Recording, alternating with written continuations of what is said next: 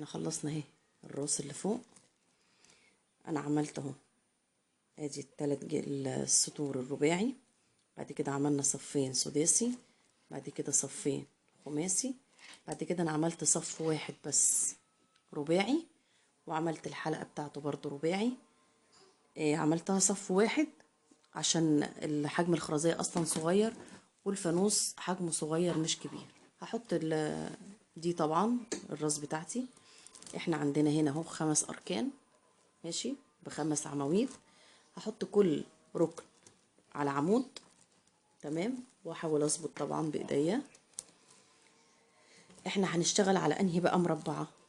انا هنا عندي ادي 1 2، ومن هنا 1 2 هشتغل فوق ادي 1، ادي التانية اهي فوقيها هشتغل على دي، واما اعد من هنا ادي 1 2 هياخد اللي فوقيها، يبقى اللي اتقابلوا معايا هي دي اهي اللي اتقابلت معايا.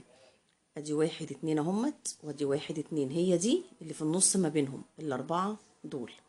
الاربعة دول لازم يتقابلوا معايا مع الاربعة دول يبقوا فوق دول بالظبط، فوقهم بس ايه بخرزاية من كل جنب تمام. انا عندي هنا طرف الخيط اهي، هي هنا دي كان طرف واحد خلص منها وتفضل معايا طرف، يبقى انا هجمعه ايه بطرف واحد.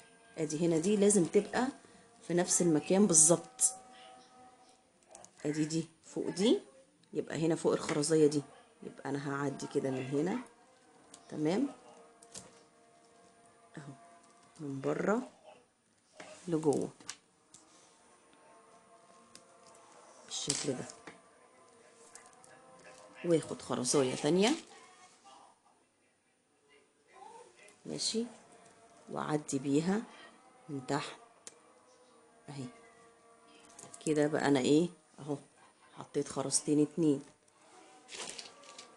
بعد كده اخد خرزاية وهطلع بيها فوق هنا تمام كده. فاضل عندي جنب واحد، اخد خرزاية وهنزل بيها تحت واشد بقى شغلي جامد على قد ما اقدر ماشي، واثبت الخيط بتاعي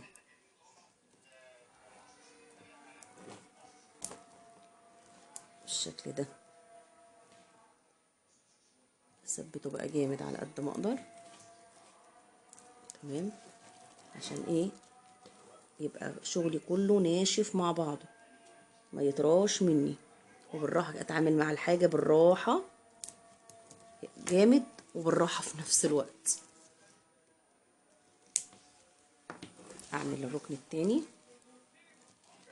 تمام اهي، هحط برضو دي فوق دي بالظبط بالشكل ده، واحط خرزاية في طرف الخيط من هنا واعديها اهي من الخرزاية دي اهي. انا هشتغل على الاربعة دول، هحط خرزاية واعديها من جوه لبره، وخرزاية واعديها من جوه لبره تمام، واسحب الطرفين بتوعي اهمت اهم، ادي الطرفين اهم، واحط خرزاية في الفتلة دي ماشي، واعديها من هنا من تحت اهي من الخرزاية دي واسحبها. بعد كده اخد طرف الناحية التانية ماشي، مش هعديها بقى، هاخد الطرف اللي انا طلعت بيه من هنا واقوم ربطاهم ببعض، اربط جامد طبعا. مالكه الشغل بقى في ايدي، اقدر الف مره واتنين. لفي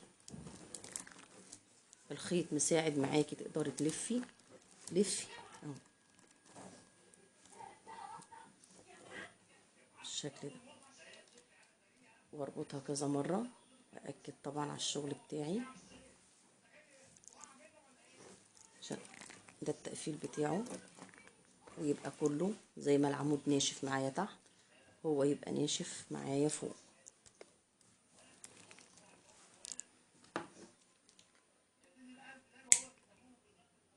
بقصها انا عايزاه يبقى انا كده عندي قبه كده لفوق، براحتك طبعا انتي سويه زي ما انتي عايزه.